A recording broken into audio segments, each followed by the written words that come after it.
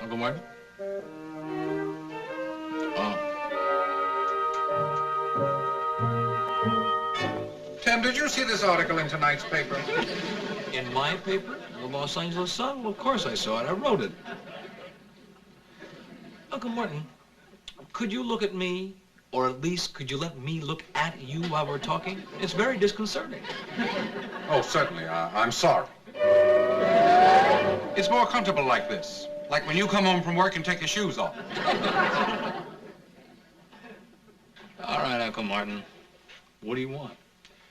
Did you read this article in tonight's paper? I told you, I wrote it. And it's not an article. It's called a filler. Well, then would you mind explaining to me, since I don't understand, how a woman can leave $650,000 to a pussycat? Sure. First, she writes a will. Tim, on Mars, a cat is simply a furry little animal with whiskers that loves to chase mice. That's exactly what they are here. Well, then tell me, what a furry little animal with whiskers that loves to chase mice is going to do with $650,000?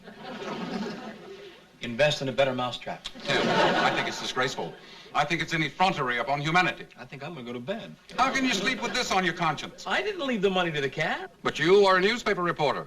You have a public voice. You have the power to expose this inanity. I'm a growing boy. I need my sleep. I'll talk to you about it in the morning. Good night.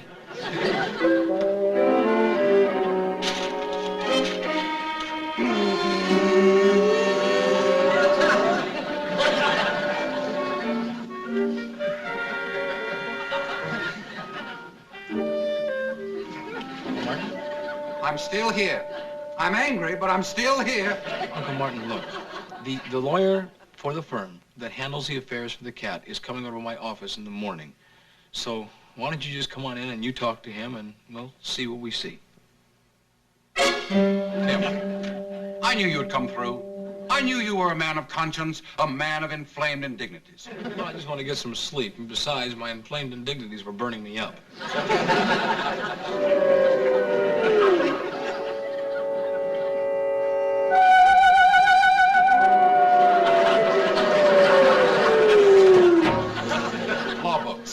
I bought them this afternoon. You knew. You knew that I was going... You knew. What a Martian knows will never hurt you, Tim, assuming he always does the right thing. Good night, Tim. Sleep well. Sure. Me and my inflamed indignities. I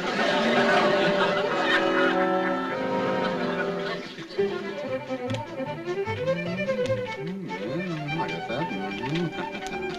Yes, Clooney versus Cleary, Ohio. Yes, I got that. Good case. That's a good. Now I know.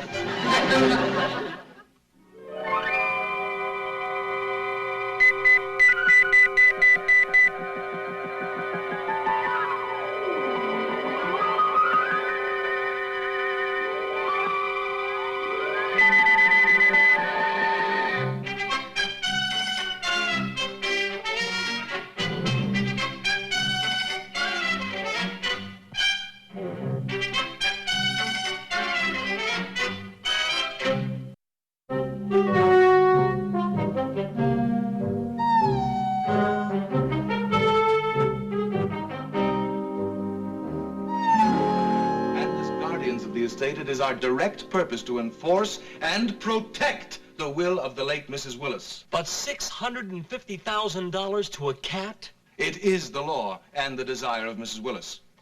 In Cleary versus Clooney in Ohio, 1938, the Court of Appeals reversed the decision. The reversal was obtained on the proof of senility. Mrs. Willis was of sound mind and body when she made out her wills. Wills? Two of them? I made them both out. The second one gave the money to the children's orphanage. Unfortunately, she never signed it. Or if she did, someone hid it. Now, wait a minute. There were two wills? Mr. Snow, Mr. White, Mr. Harcourt, Mr. Finster, Mr. Toog, and I, we all read your little filler on the cat in the afternoon edition of your newspaper. As his attorneys, I'm here to warn you to desist and subside. Any further printed matter relative to the affairs and unique position of the cat will constitute an infringement. If you print one further word of his story, we will slap both you and your newspaper with a very heavy lawsuit. I don't know that you can do that. It's news. That has been revealed? Further exposure will be regarded as damaging to the exclusive life story of the cat. We anticipate possible sale of the movies. Gerald Frank might do his biography, and there's the hopeful realization of a TV series. So, I warn you, you're toying with a lawsuit in the billions. Bye.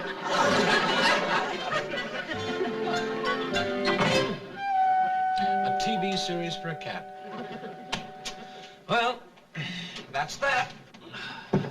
Don't be silly, Tim. Don't you get it? Get what? He came here to tell us about the other will. He's as enraged about this as we are. I didn't get that. He wants us to help him. Funny, all I heard him say is how happy he'd be to sue us.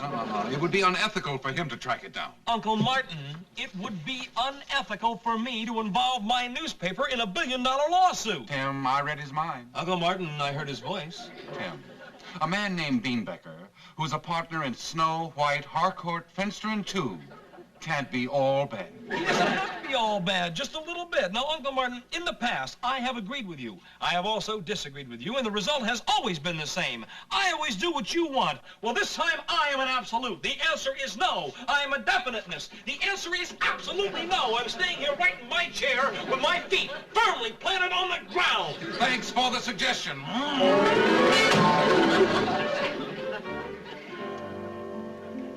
I'm Mrs. Willis' sister, Aggie. And this is my husband, Charles. It's a good thing y'all got us in, because we're getting ready to go to Europe. And if you're going to do a big story on us, you ain't got much time. Would you like some tea? No, thank you. We're flattered that you should want to write about us. When we saw that little filler in the paper, we thought the cat was going to get all the publicity. No, I'm sure my readers would like to know about you. You see, Aggie, I told you we were important. As trustees for the state of the cat, we got importance. Actually, you should put down that I'm power of attorney over the cat. You are? Sure, someone's got to know how to handle his money and to buy it for him. It's a good deal, ain't it? Yes, it is. Sure, why fight it? Actually, it's my sister, Rosemary, Mrs. Willis. She told us exactly what to do. After all, it's her money. And she understood Max better than anyone. Max? The cat. When are you leaving for Europe? Oh, just as soon as we can get the house in order. Mr. Pennypacker... Beanbecker. Beanbecker. Mr. Beanbecker, the lawyer, is working on Max's passport. And in the meantime, I picked up Max a little hot rod to play with. A what? Automobile. 8 cylinders, 4 exhaust stick shift. He's going to drag race? It's a very cute car. Just right for the three of us to ride along through the mountains in Italy and Sorrento and Napoli. And I discussed it with my sister last night. Last night? My sister visits me. She talks to me She does. in my sleep. I hear her just as if she were here. Why fight it? Your sister talks to you in your sleep? That's right. What does she say? Oh, how happy she is and how we're to go on doing just what we are doing. Does she ever mention the other will?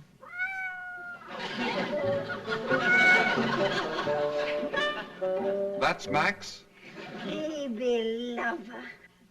Are those real diamonds in his collar? $10,000, wife. I know. Why fight it? What color is he? Continental gray.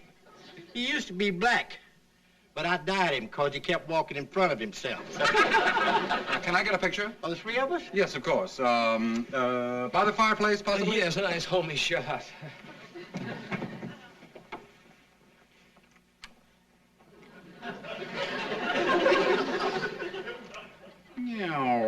Oops. Meow. Isn't that sweet? Max likes him. You have a cat. You sound just like one. No, I once made the mistake of telling a cat to watch the birdie. He ate my flashbulb. So now I just hissed and purred. Steady now. Meow, meow.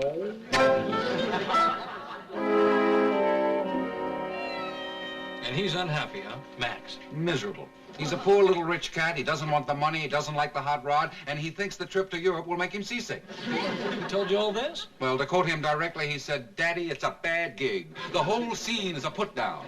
He's a hep cat. Hip cat. Hep is archaic. Oh, I haven't been down here in a long time. At first, I thought he was Persian or Tom. Sometimes they mix Cheshire with a little alley. Then there's the putty tat. But this one is hip. Pure hip. And he's unhappy. More than that, he has something he wants to tell me. You remember when I brought up the subject about the other will? How he broke into the scene and cut me off? Mm-hmm. What do you think that means? I don't know, but I'll find out this evening. I have an appointment with him, and we're going to discuss it. You and the cat. He told me to be there. He told me to make the scene. He told me, Daddy, drop by my pad after dark. I want to lay some straight on you. Are you sure you know what you're doing? Of course I know what I'm doing. I get it straight from the cat's mouth. Did? Hey, there is another will. I figure you know where Aggie and Good Time Charlie hid it. Well, they must have stashed it. They're the only ones who would benefit, Daddy.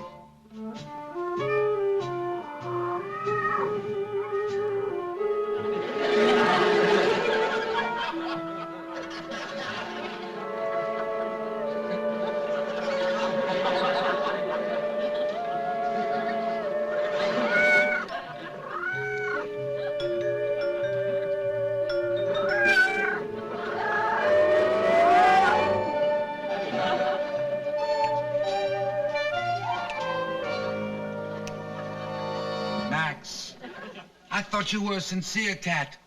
You told me this whole gig was the lowest, man. You were putting me on. You hid this will. Oh, Max, how could you? This second will is a marvelous will. It leaves all the money to little children in an orphanage, and man, they can use this bread much more than you. Look at this crazy pad you got. Oh, you're right. I never realized. Mrs. Willis made it out, but she never signed it. I dig. It would be embarrassing to reveal to the world that she was absent-minded. The next thing would be they'd start accusing her of being a ding-dong. Max, I read you, man. But I can't forge her signature. No. You hid her will out of respect for her memory. And why? 'Cause you're beautiful. You're beautiful. You got like honor. Oh, man, I got like honor, too. I don't know, Max. I don't know. I don't know what I'm gonna do. But, man, I'm gonna do something. There's a will. There must be a way. So long, man. I'm gonna go. I mean, I'm gone.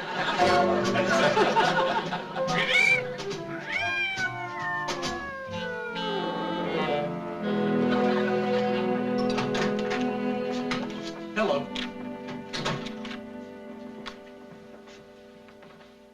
Hello.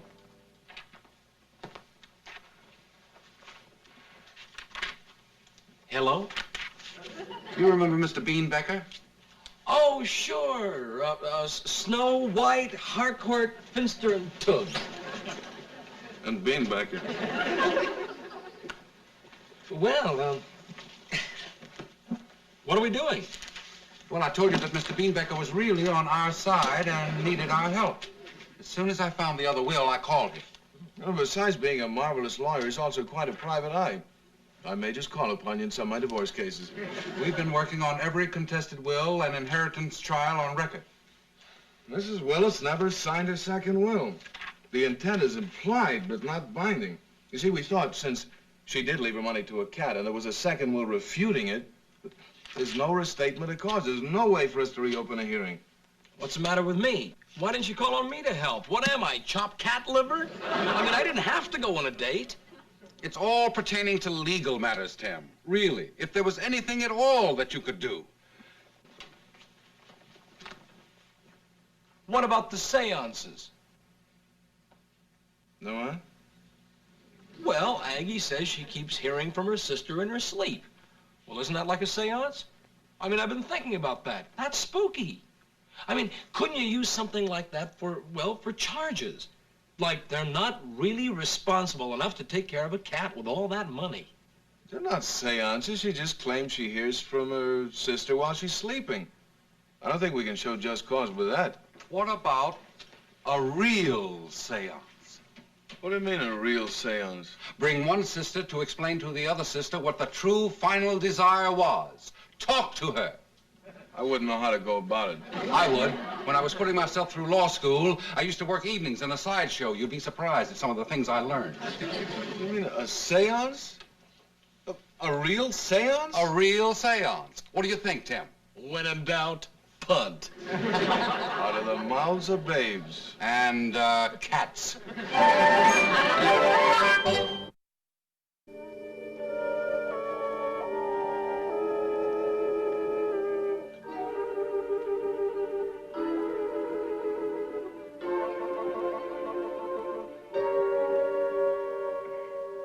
Are you sure this is all right? I'm sure. Just think how happy your sister will be to talk to you while you're awake. And you can talk back. Oh, I wouldn't talk back. I never talk back to my sister. You must all be very quiet and concentrate. Are you positive you know what you're doing? I mean, I don't want to disturb my sister-in-law if she's busy. There's no problem. These newspaper people know all about seances. They do them at their press club all the time. Now it's entirely clear as to what we are to do. Yes. When my sister arrives, you want me to tell her that your newspaper wants to purchase the rights of Max's story. And Mr. Beanbecker, Beanbecker. he wants to get her consent. Right. And it means more money for Max. Why fight it?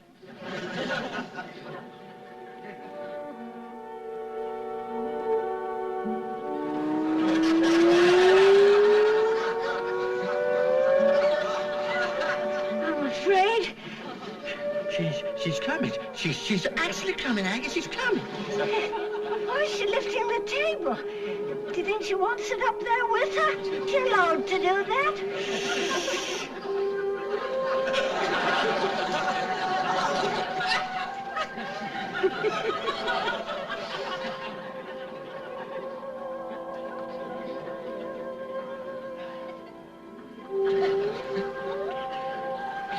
Rosemary. Yes, Agatha? Is it you, Rosemary? Yes, Agatha. Who's your friend? Just a friend. We play canasta together. How do you feel, Rosemary? How do you feel, Agatha? Oh, I'm all right. And how does Charles feel? My friend is talking to you. Oh, me? I'm fine. Sure, I'm fine. Hello, Miss Willis. All right, Agatha. What seems to be the trouble? Oh, no trouble, Rosemary. Then why did you call us down here? We were in the middle of a game. Please don't be mad, Rosemary. She's too overstrung. Get out to your business, Aggie. This ain't no time for you and Rosie to start your bickering. Bickering? Charles, he doesn't mean exactly what he says. What does he mean, Agatha? Bickering, that's what I mean. Bickering, it means to Discuss. Haven't I always been your devoted younger sister, Rosemary? Am I not still? Are you? Of course I am. Well, what do you mean by asking a thing like that? Because I've been wondering, Agatha. Wondering what's going on down here. Well, all these people, Mr. Beanbecker. and Mr. Beanbecker, they all want to buy Max's life story. It's a good deal, Rosemary. It'll mean a lot more money for Max. For Max. You stay out of this here. You're just a friend of the family's. Is that what I wanted, Agatha? Money for Max? Well, you left it to him, didn't you? I made out a second will. Yes, but you threw it away. I did not. Yes, you did. Oh, we never could find it. Don't you think you ought to be getting out of here? You're gonna miss your cloud. Charles, did you do anything to Rosemary's second will? What do you want to accuse me of things like that for? Well, then, stop whispering to Rosemary's girlfriend. He didn't do anything to my second will, Agatha. I made it out. Max hid it. Max?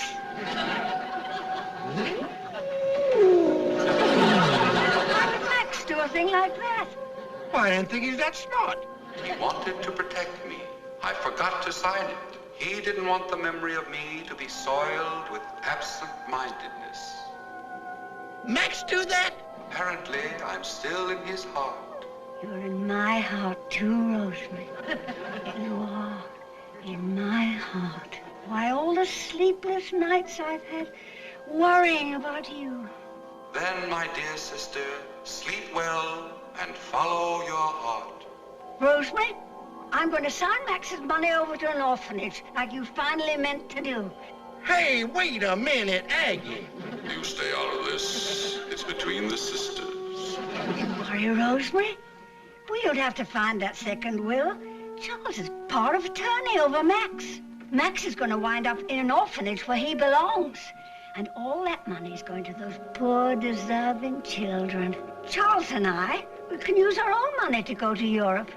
We don't have to be saddled with any cat. You tell him, Aggie, baby. Swing, you sister.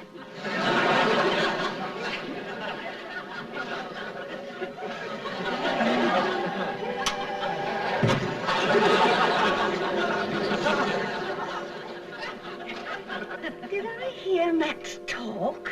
I don't know. Did you? Can we do that, what I said? Why fight it? Why did Max hide the second will? Who knows? Who knows what lurks in the hearts and minds of cats? Sure. He's just a cat. But he will be watched out for, taken care of at the orphanage. For all his 9 lives. Room and board and boating privileges on the lake. In case he wants to chase water rats. Max, say goodbye to all these nice people. Meow. You're welcome. I can't get over how much you sound like a cat. Why fight it? Did he talk? Did he really talk? Now, as a man who talks, sounds like a cat, I'm sure that if he could talk, that's exactly what he would have said. You see what I mean? He agrees.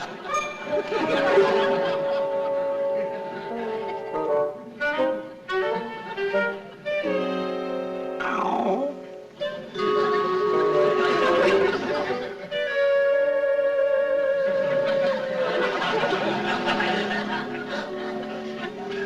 Uncle Martin, I've been thinking. Good hobby, Tim.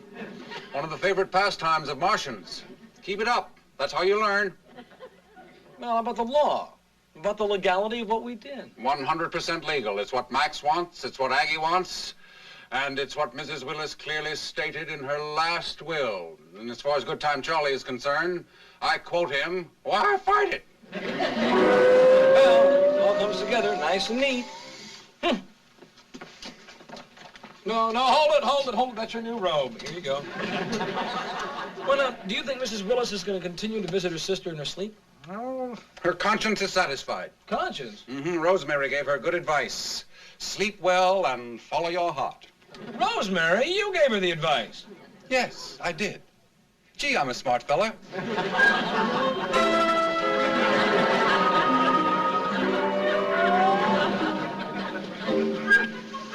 Once there was a puddy cat, a rich little puddy cat.